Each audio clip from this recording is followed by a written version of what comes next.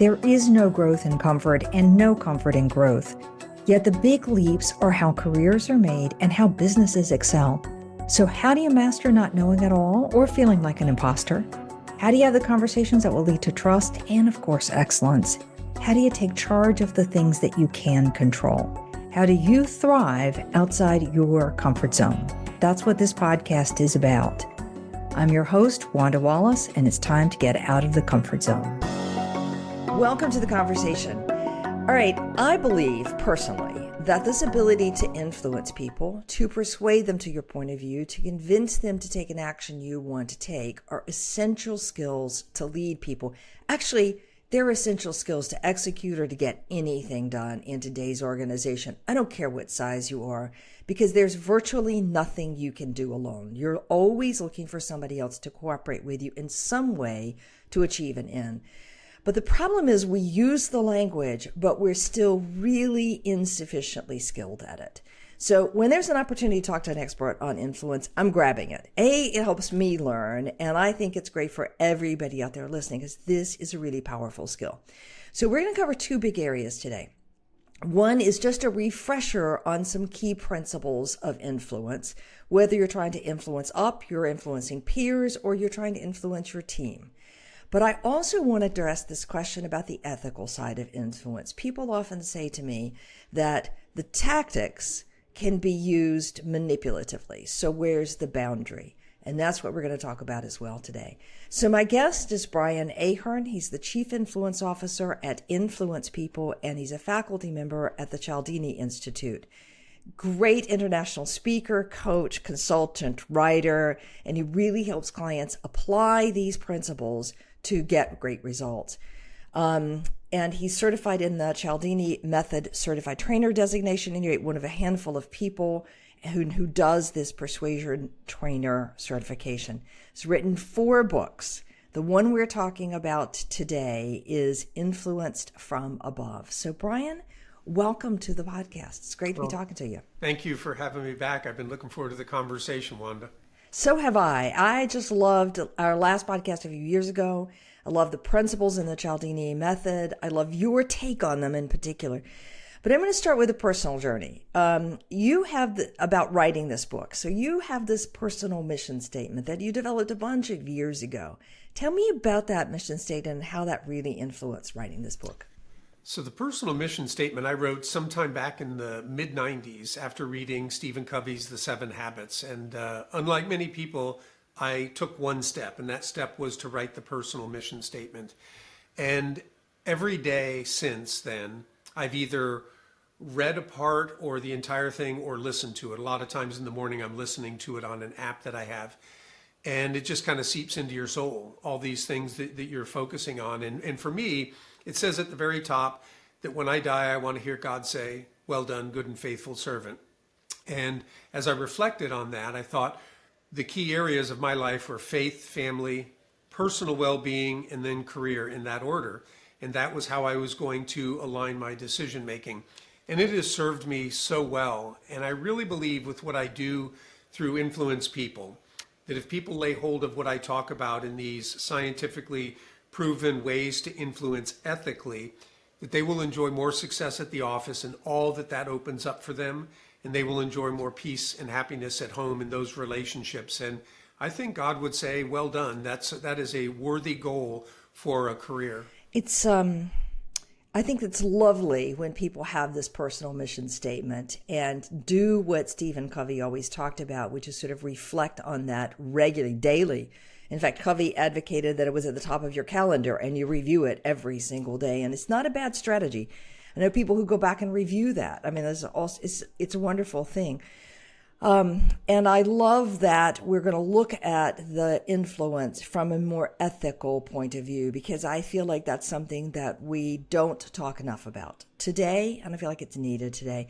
I just want to say for everybody listening that fair enough, Brian, you come at this from a Christian tradition, but we're not going to spend a ton of time talking about whatever your tradition is, however you practice it. It's that sense of what gives you a meaning and purpose in your life. So one of the other things you told me, Brian, is that as you look at the personal mission statement and you looked at the principles, it forced you to take a deeper look at the 7 principles from Cialdini. Say a little bit more about that. Well, it's interesting that, I've shared this mission statement with my wife and my daughter, and many years ago, my daughter and I had a conversation shortly after a presentation that I had done. And we had a great conversation. She shared thoughts about what she heard and saw. But at some point, she asked this question. She said, Dad, what I want to know is, where's God in all this? All the psychology that you teach, how does he fit into this? Well, of course, that ties back to my mission statement because of my overarching goal. And we had a wonderful conversation about where I saw faith-based tenets supporting these principles. And that was the genesis for the idea to write the book. I'd thought about them before, but very haphazardly. I was very focused on the ethical component of it, but I really do think that this brings it to a much deeper level. And so anyway, it was that conversation with her in combination with that mission statement and what my goal is that got me thinking I should put a book out into the world. I had not read anything about this. And when Cialdini read the original draft, he loved it. And he said, I've never seen anybody who's taken these spiritual concepts and tried to apply them to the principles. This is completely unique. All right, fantastic. You also said when we talked that it suddenly opened up a deeper understanding of the principles. We'll get into that one. One last piece. We're going to review the principles in just a minute. But there's one other element that I think is really important for this one. The review, or the principles can be organized around what's called a core motives model. And I just find that model really useful for kind of getting your head around how influence works. Walk us through how that works and how you used it in this work. Sure. When people would go through the in-depth 2-day workshop, a question always came up, okay, there's only 7 principles, but is there a better time to use some principles versus others? And Dr. Gregory Neidert, who is Dr. Cialdini's partner at Influence at Work, many, many years ago, came up with what he called the core motives model. Core motive meaning, what is it that you're trying to accomplish? And he looked at 3 overarching things. Are you trying to build a relationship or strengthen a current one? Maybe you've got a good relationship. You need to move people beyond a state of uncertainty. They like you, but they're not sure what to do. How can we move them past uncertainty? And then we always have people in our lives who like us, and they know what they should be doing. They're just not doing it. So how do we motivate people to take action? And then there's a couple of principles that are very good for motivating action. This is one very good broad view of how to put the principles into practice. And as you and I have talked about before, there's many other ways you could apply it.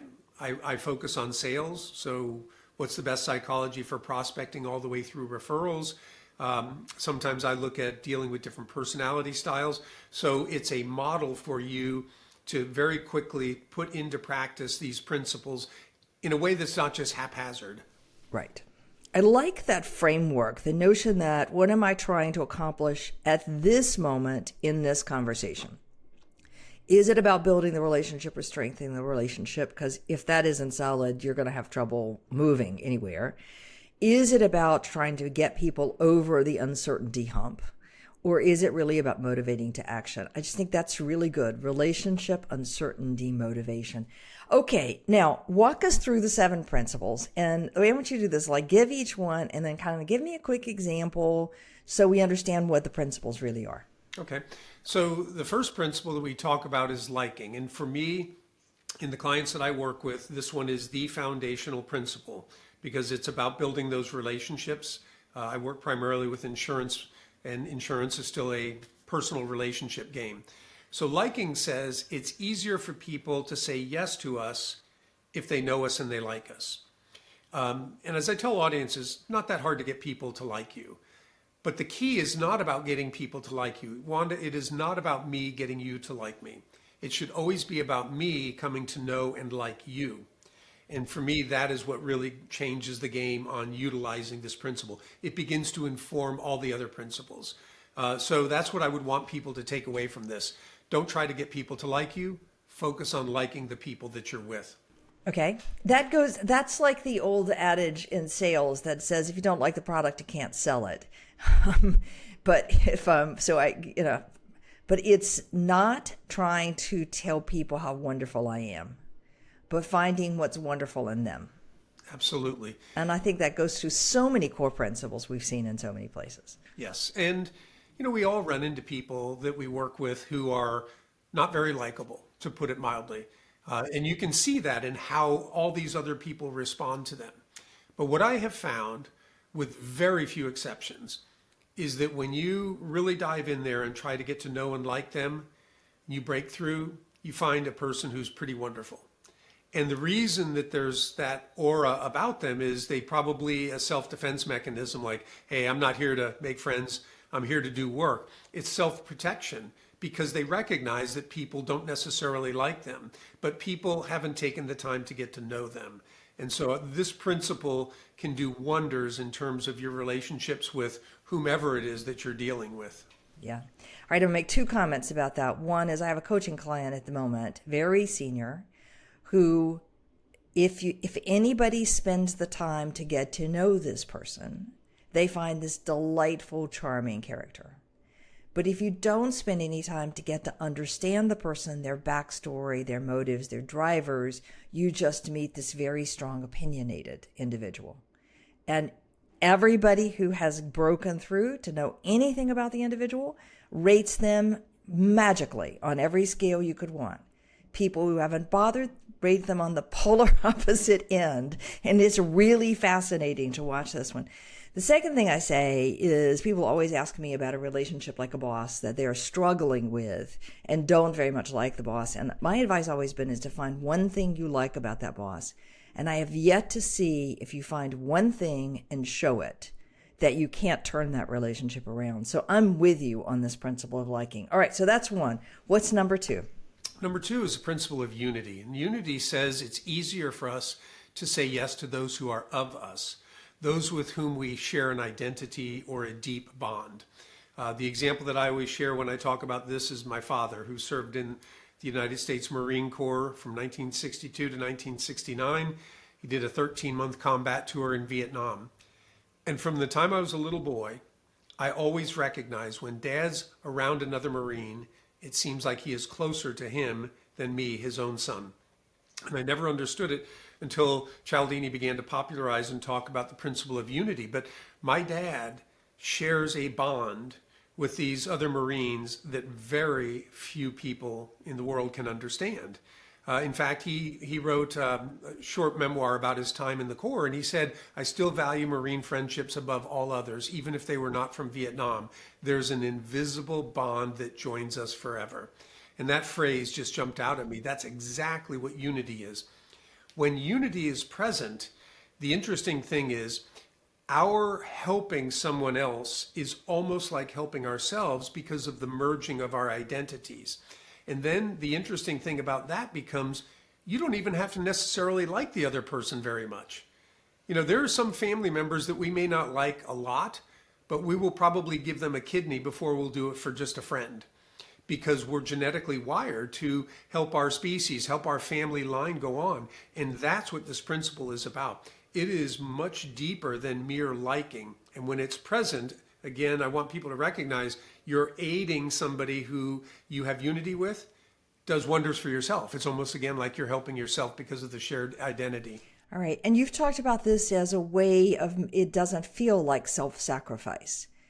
It feels like this is the thing I want to do. This is the right thing. This makes me feel good about me. Yeah, because when you're helping, to use the term brother in arms or a family member, even if there is sacrifice involved, you feel wonderful because you're helping somebody that you so deeply care about, that you're deeply connected to. And the same thing for those other people. When you are bonded with somebody in this way and they are doing something for you, then you feel a sense of gratitude because of what they're doing. Another example for this would be, I have a good friend, Al. Al is a recovering alcoholic, sober more than 35 years now. And until he retired, he ran a large insurance agency. And he told me one day, he said, oh, so-and-so that you were bowling with last night, he's on the road to recovery.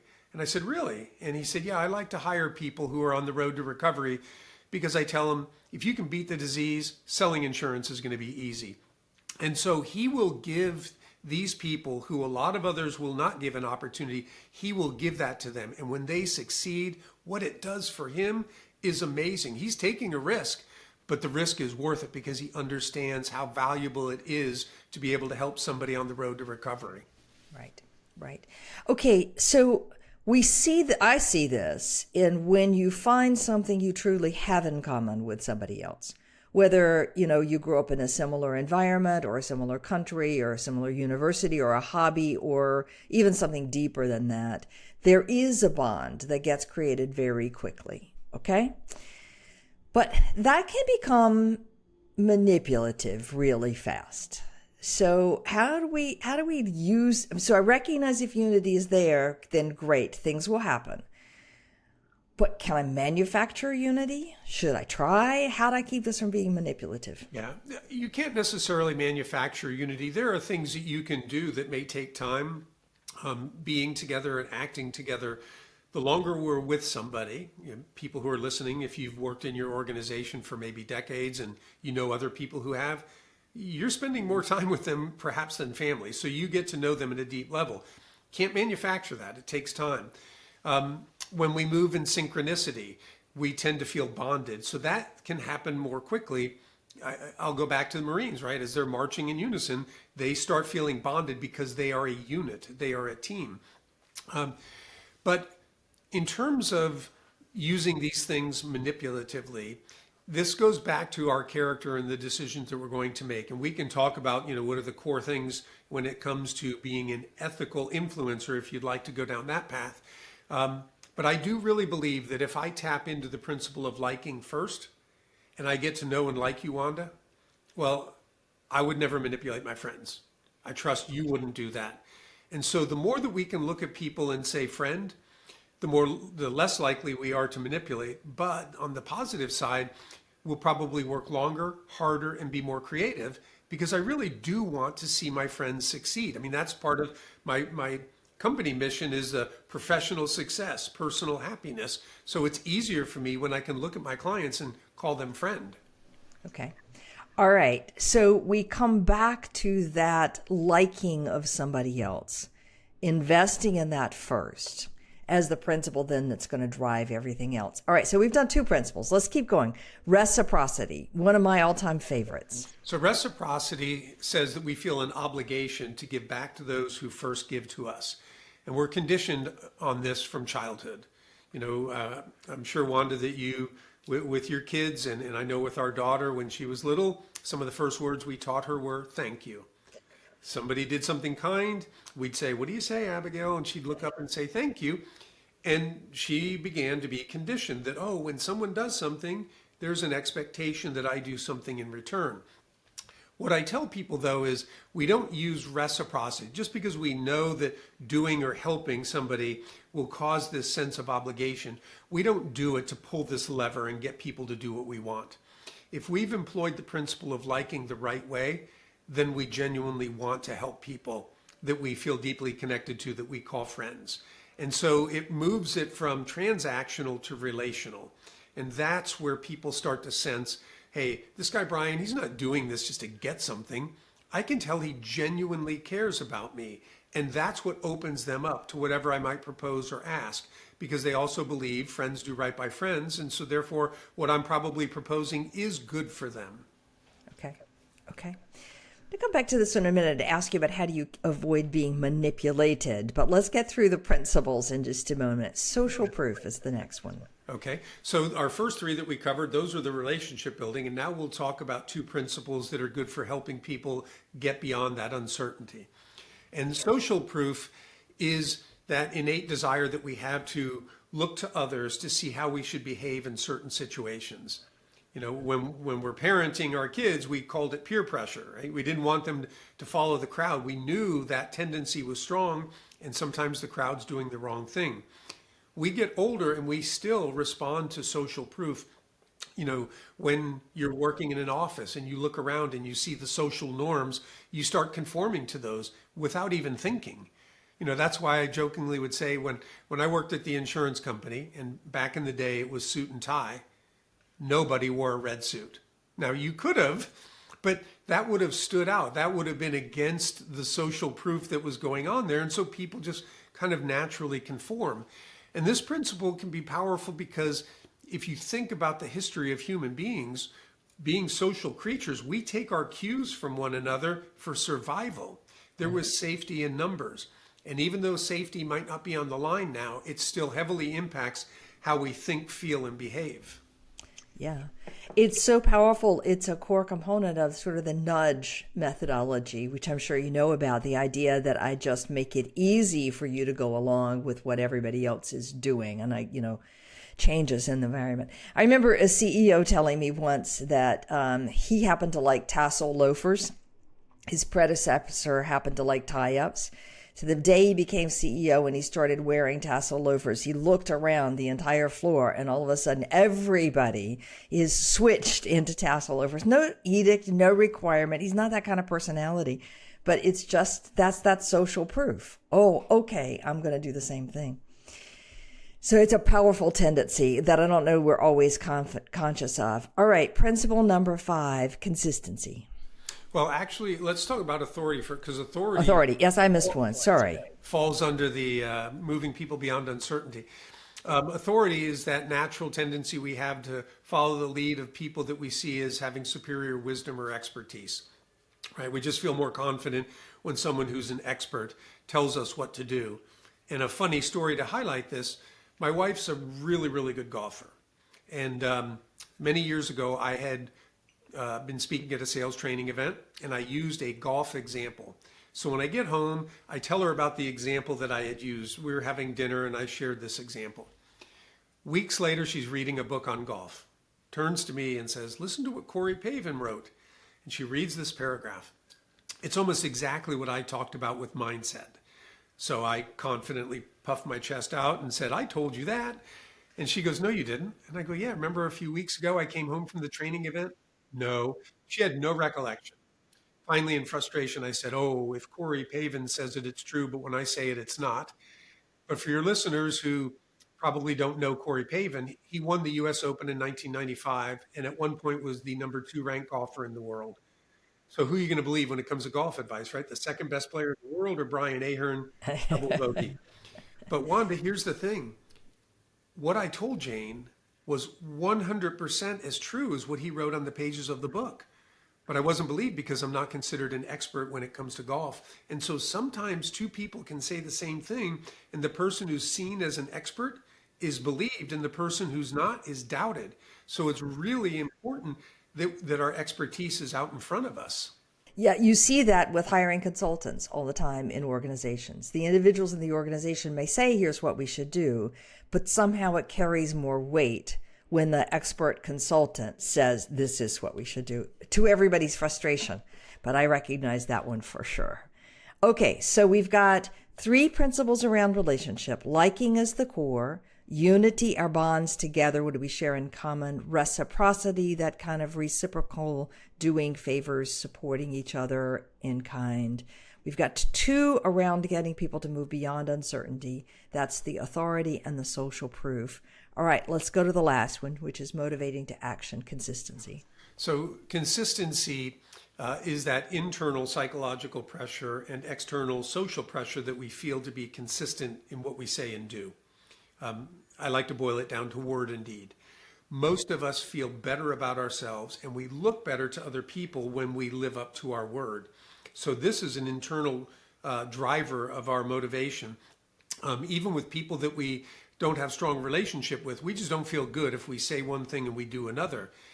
A key with this principle is to get people to commit to doing something. Most of the time what happens is whether it's parenting or leadership or sales, people are telling others what to do. And when I tell you what to do, you've not mentally assented. And so therefore you might not feel bad at all by not following through. In fact, you might be thinking, I didn't commit to that. I didn't say I would do it.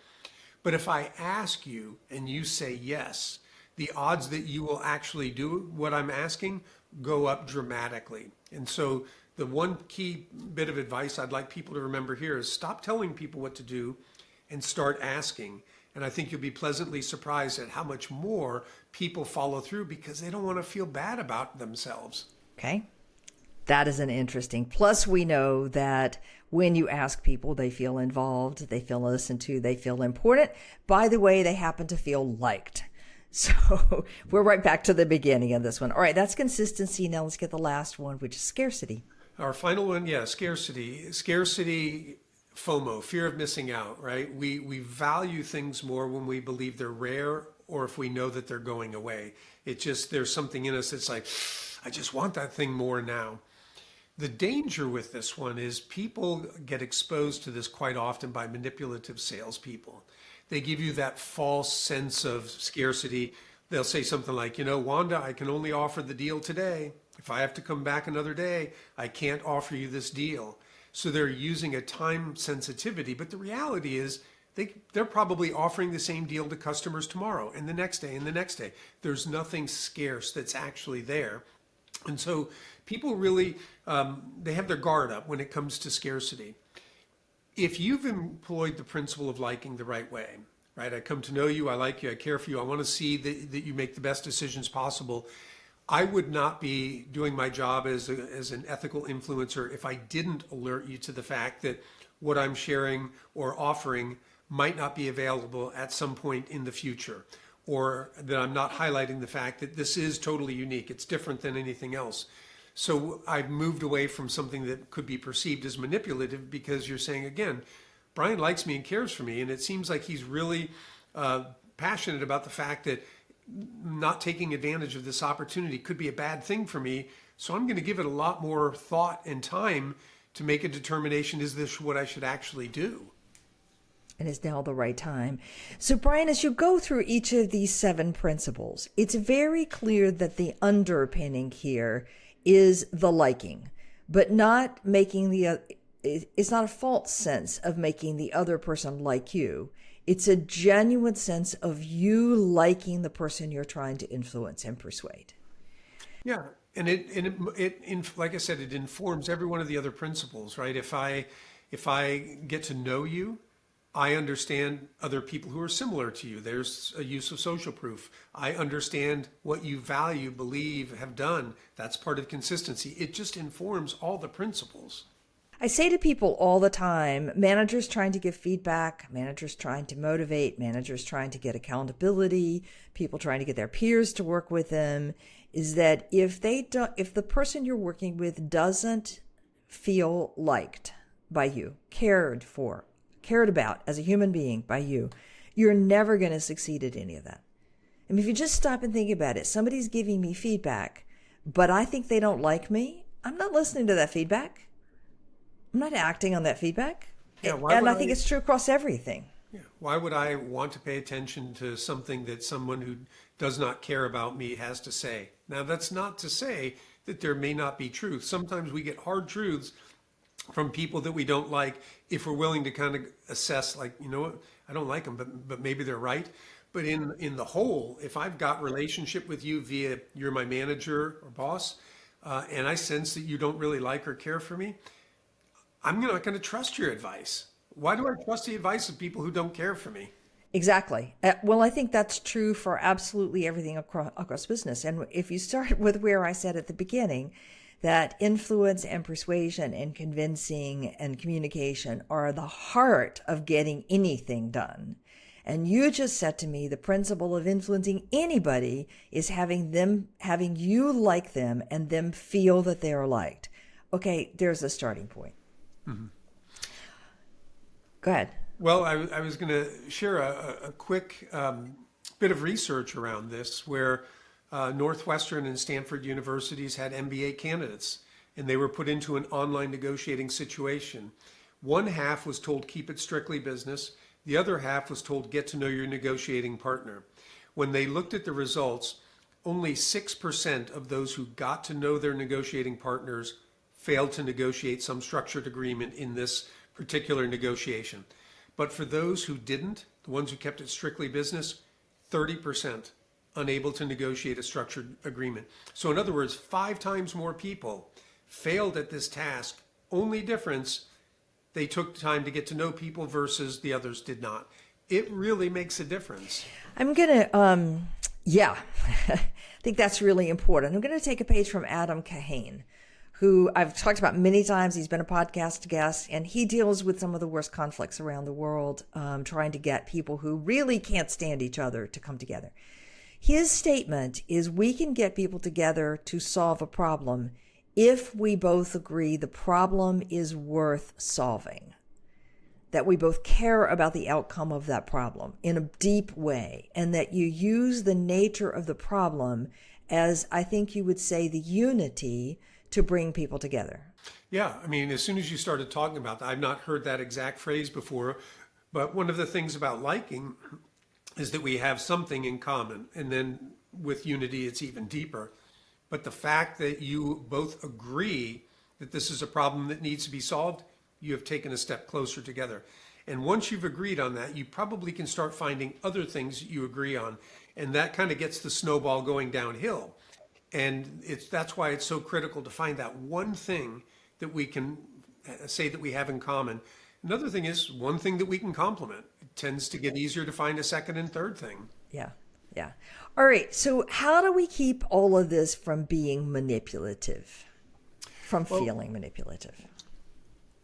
First thing I'll say is Dr. Cialdini, in his book Influence, at the end of every chapter has a section on self-defense. How do you start to recognize if you feel like you're being manipulated, and what can you do? So I really appreciate the fact that he recognized right up front, hey, this is wonderful material. It can be so helpful for people, but there will be a subset of them who take it and use it in an unethical way. When I'm working with clients, we talk about 3 must-haves to be an ethical influencer. The first is truthfulness. And it's not enough to tell the truth. We never hide the truth either. If there's something I know that might materially impact your decision, Wanda, I make sure that I mention it. And even if it's a weakness, there are ways to talk about it that might actually gain me credibility. So truthfulness is the first. The second is we only use the psychology that's naturally present in the situation. So going back to scarcity, if there's nothing scarce, we don't try to leverage that just because we know it can motivate people to take action. Only use the psychology that we find present in the situation. And then the third thing is we have to create mutually beneficial outcomes. Covey would have said win-win. I like to put it this way. Good for you, good for me, then we're good to go. If you leave the transaction better off and I leave it better off, then we both have won. Now, in a sale, you might have liked to have paid less. As a salesperson, I might have liked to have charged more. But we found a place where we both said, you know what, this makes sense. We will both be better off in this transaction. That's what we're looking for. And if we can hit those 3 things, I think we can look ourselves in the mirror and feel good about how we're trying to influence people. Yeah. Okay. All right. So truthfulness, both in telling the truth and in not hiding the truth. Psychologically natural present. So only don't manufacture something from these principles. We got to use things that are naturally present. Okay. And we want to work towards having mutually that we are both better off with the deal than without the deal. Okay. I find the win-win language a lovely one. I like it a lot. The problem is there are frequently situations of business where there is not a natural win-win. So particularly when you look internal to the organization. Okay. So that's how, if I've got those 3 present, then I'm going to avoid being manipulative. Okay. And I think also your principle is if I genuinely like the other person I'm working with, I'm not going to want to hurt my friends. So I think that also is a second defense on manipulation. So now, to that, I will say that I always tell audiences, if we engage the principle of liking the right way, we really don't have to worry about these 3 components of ethical, because we will naturally do those things because, again, we want what's best for our friends. And so therefore, we're never going to be untruthful. We're not going to misuse this psychology. And we are going to look for ways to have them benefit from whatever it is that we're interacting about. So it just naturally takes care of that. Right. I noticed in the 7 principles, you said benefit. There is no place where you would sort of say, let me list for you the benefits that you're going to get. Is that just because that's a natural part of any sales prospecting, or, how do you think about that?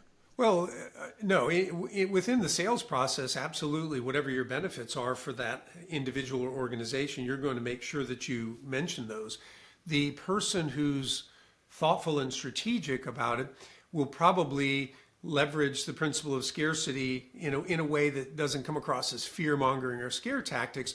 But rather than going, rah, rah, rah, Wanda, here's 3 reasons all of our customers love to do business with us, I might just slightly reframe it and say, Wanda, I'll be honest with you, there's 3 things that our customers do not want to give up. We're the only company that does A and B and C, and they just don't want to give that up. That's a slight reframe into loss, and it probably has you thinking a little harder about, would I want to give that up? So those are the subtleties of how you can talk about your benefits, but do it in a way that science says is going to be more effective. Right. Fair enough. Okay, now you've teased and I've teased. How do we avoid, I know that there's one at the end of thing at every end of every chapter, but how do we avoid being manipulated? Get the word out eventually. How do we avoid being manipulated? Yeah, defensiveness. How can I start to recognize that somebody's trying to manipulate me, and how can I manage that? Sure.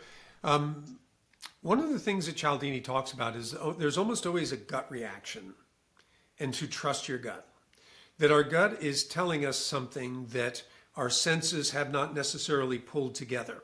Maybe it's, what we're seeing and hearing, or some people might call it intuition. They're like, I just don't have a good feeling about this. I think that is their intuition telling them there's something that needs to be dealt with, but they can't necessarily put it into words at that time. When you feel that, that is where you need to be able to step back. So for example, if somebody all of a sudden seems to like you too much too fast, they're just trying to become your best friend.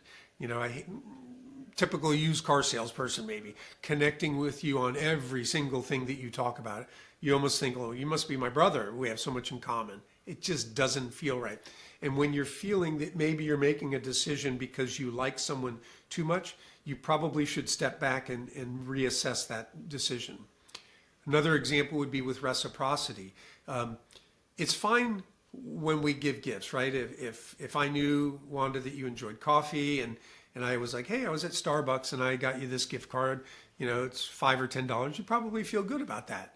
If it was $100, you might think like, whoa, I know you like me, Brian, but this seems a little bit off, right? That might feel manipulative. So we have to recognize when somebody is giving, are they really giving out of a genuine desire to be beneficial, or is this just a sales tactic? And if it's a sales tactic, then just reframe it as such. It's not really a gift. It's a motivator of some sort. And when you start reframing things in your mind, it becomes a little easier to say no and not fall into the trap of being manipulated. So those are some of the ways that I think we start listening to our gut, we reframe in our mind how this person is interacting, and then sometimes we don't feel the same strength of pull that those principles might naturally have on us. Okay. All right, so listen to my gut, because it's telling me something is disconnected here, even if I don't know what it is that's disconnected. I look at whether I believe the liking is genuine or not. Okay, some of us are harder judges of that than others, but fair enough. Pay attention to it. I pay attention to whether somebody is giving more than is appropriate in the context.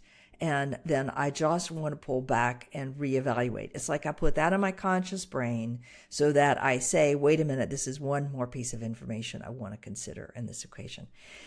All right, I think if I summarize, I hope I get this right, Brian, you'll tell me otherwise. This whole notion of being an ethical leadership starts with having your own principles of what you are trying to achieve in the relationship, in business, in your life, personally and professionally. You said what yours was. I think everybody having their own sense of what am I trying to achieve is a really important starting point. And then if I'm trying to influence, I want to begin with this universal principle of liking, which means not making somebody want to like me because I've manufactured it or I've gotten faults or I'm focused on me. It's instead focusing on the other person. How do I show the other person that I genuinely like them? How do I find something I like about them and mean it, not fake it? That's the underpinning for ethical leadership.